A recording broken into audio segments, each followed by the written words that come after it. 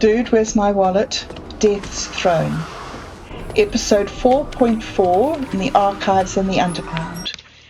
Death walked up the staircase, each step heavier than the last. The halls grew grim with lights and shadows. Do you plan on pestering me the whole way? Pestering? Simply doing our duty. You didn't bring tea? How rude. I have left that behind me. Left it behind? Really? Yes, in order to find the truth. Left duty for truth? And tea, when you thirst for understanding.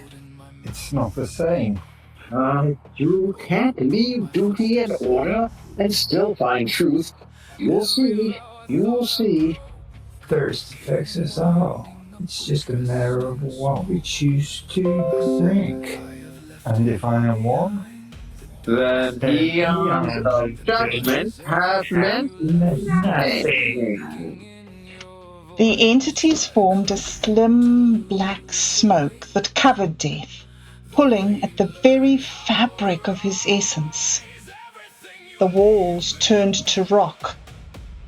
Death knew that he must climb. Death climbed the wall, each pull heavier, as if his garments were soaked in tea and order itself was gravity. When Death reached the next layer, the child of a ghost was floating, almost amused by the surroundings. You, why are you here? I gave you a locket, time and comfort. Do you always answer your own questions? I gave the locket to the ferryman, so you would never be alone. A toll? A token? A locket? Did you think that would help? Am I supposed to take you with me? Do you think my answer matters? No. Has it ever? The child ghost turned into a gold locket, the same one that time had given Death, the same one that Death had given the ferryman. Death picked up the locket and put it in his pocket, his legs heavier, his stride rustled.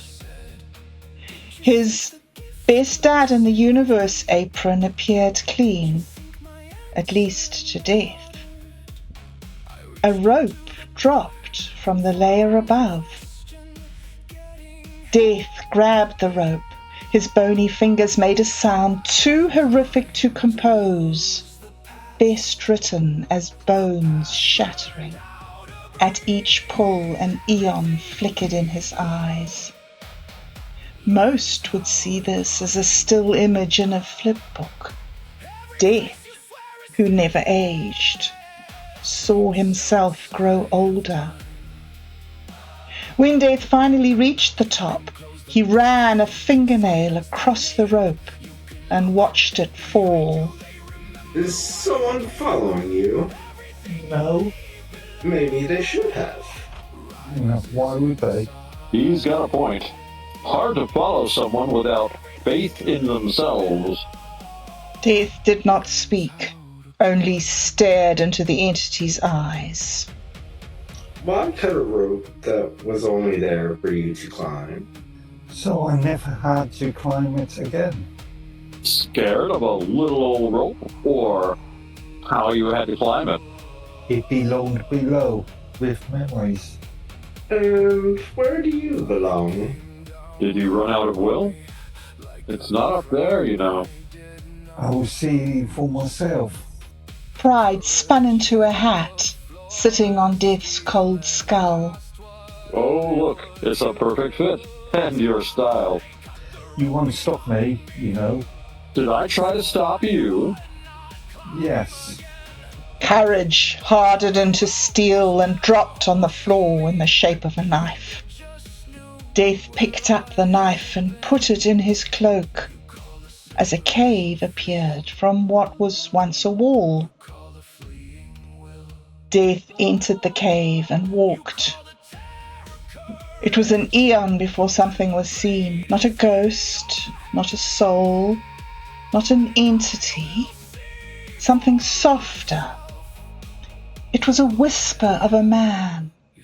He was standing in a grand forest, eating some type of fruit. Who are you? As soon as Death spoke, the man turned into a puff of smoke and was gone. Death waited for a moment, maybe two, before walking again. It was 100 more eons before he saw another man. Death recognized this man. Otto, the ferryman who delivered those to be judged across the River of Souls. Yet Otto was much younger, sitting at what seemed to be a bar, smoking an oddly shaped pipe. And those around him laughed at a joke he had told before he vanished. Death cracked a small smile before walking once more.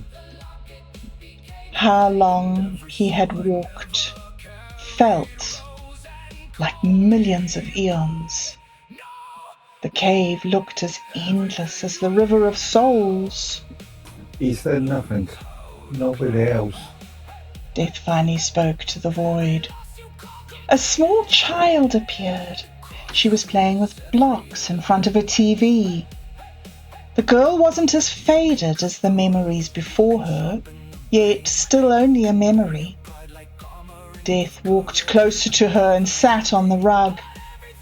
Death followed her as she ran through the house. Years passed as he saw her family raise and love her. Then he saw how she died. A simple mistake, curiosity over safety. Death fell to his knees, his bones cracking. The knife in his cloak fell out as words rang in his head. Not even you, some power you have. Death picked up the knife. Could he kill himself, he thought, before his pocket caught fire? He reached into his pocket to feel the cold metal of the locket. The room slowly faded. The house, the child, gone. The cave was no longer in front of him. He was in an empty room with white walls that quickly turned into a black background with towers, a river, and just across the river sat his throne and kettle. Death had the sudden urge to weigh a soul. This time I'll do it right, he thought. For an immortal, undying, tireless being, Death thought a seat would be nice as he looked at the painted walls. A stool appeared next to him. Just for a moment, he thought, as he approached the stool and lightly sat. The stool aged in an instant.